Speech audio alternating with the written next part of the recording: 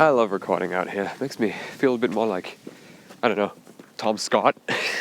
Yeah, I haven't been able to record out here in a while because, you know, seasons exist and it gets pretty cold around these quarters, but spring is starting to make its first few appearances in these beautiful fields of southern Germany. So I welcome you back here to this random mossy park bench that I found to talk about Kerry King. If you're into guitar, which I assume you are since you're watching this video, and you've ever been on the internet before, which I assume you have since you're watching this video, you'll likely have seen dozens, hundreds, billions of people even making memes and bitching about Kerry King's guitar playing, especially his solos. And I'm of the opinion that all of this bitching and complaining about Kerry's guitar solos is unjustified. So today I'm going to do the exact opposite of what I usually do on this channel and defend something. So I'm going to start off with a statement that I actually made the last time I was out on a field recording a video about 300 meters to the left over there, and that is the fact that I don't consider Jimi Hendrix to be the greatest guitar player to ever have roamed the earth, and I'm not sure why people regard him as such. Now immediately after saying that, I'm going to backpedal a little bit and say exactly what I said last time as well, which is that arguably the most important part about music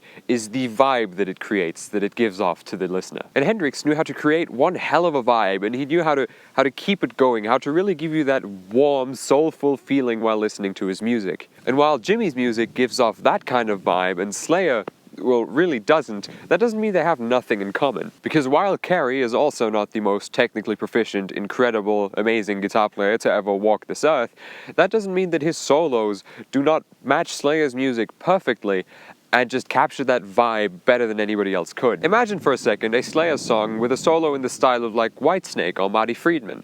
That doesn't fit, does it? Why is that? Well, it's because Whitesnake songs are largely about things like women, love, heartbreak, friendship, loneliness, and those kind of songs need energetic yet emotional and heartfelt guitar solos. Megadeth songs largely are very technical on a musical level and lyrically are about like I hate the government, and their solos reflect that vibe very nicely. And Slayer songs at large are written about deeply disturbing topics like gore, blood, war, torture, snuff films, corrupt government, radical anti-religion, all of that stuff that you wouldn't usually bring up in any casual real-world conversation. And Kerry King captures the disturbing essence of Slayer's lyrical themes perfectly with his guitar solos and better than anybody else could. Now that's not me saying that by anyone's definition Slayer guitar solos are objectively nice to listen to.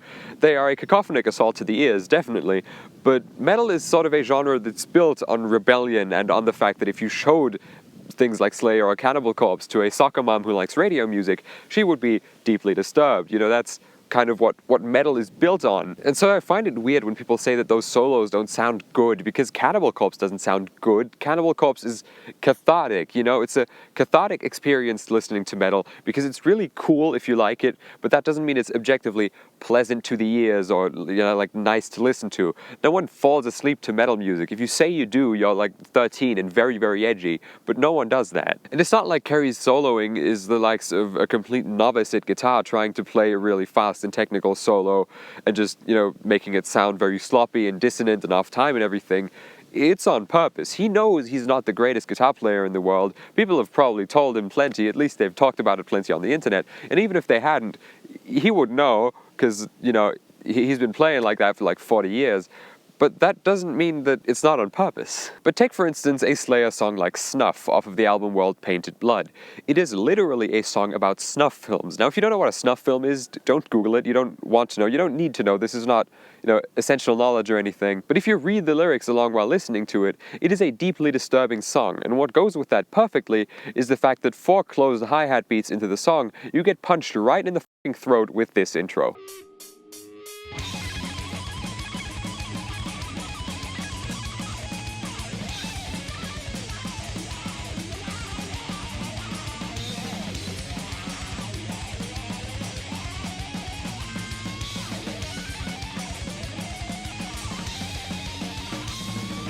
Yes, this was very dissonant. Yes, this was not very pleasant to the ears in an objective sense.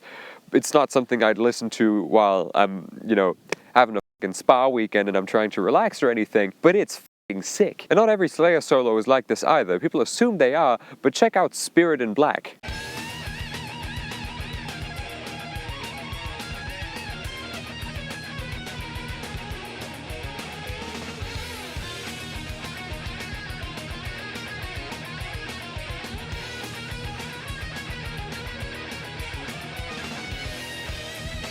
Slayer do have sort of coherent, more melodic solos. They just aren't Kerry's. You know, he's the guy responsible for creating that just brutal, punch in the throat, beautiful chaos vibe that people love about Slayer. And if you've ever seen Slayer on stage, Kerry is up there with his flaming tribal guitars and his heavy steel chains and leather pants. It's obvious that he plays like that even before you hear him play. And while, yes, people have called me a little weird and stupid for this, and quite frankly, they're not entirely wrong, Kerry King is the person who got me into playing guitar.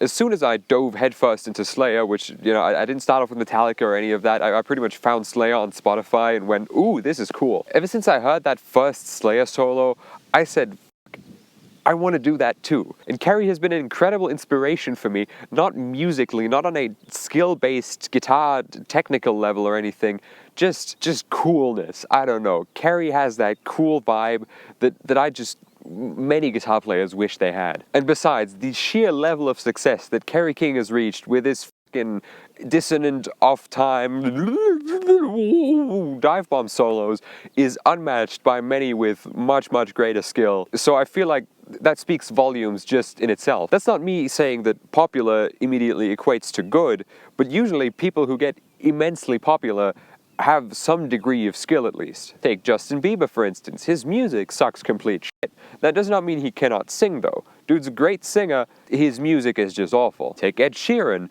great singer, and while he's not the most technically proficient guitar player, once again, has mastered the vibe of his Soccer Mom radio music and also mastered the art of just improv singing and playing at the same time, which few people can. So no, popular does not mean good, but popular usually does mean that you have something that a lot of others don't. Can you tell yet that I really like Tom Scott videos? So on that note, thank you for joining me out here on this bench once more. I'll make sure to do more of these videos out here. You know, I have occasional thoughts of regret about not just starting a nature channel so I can just do this all day, every day of my life.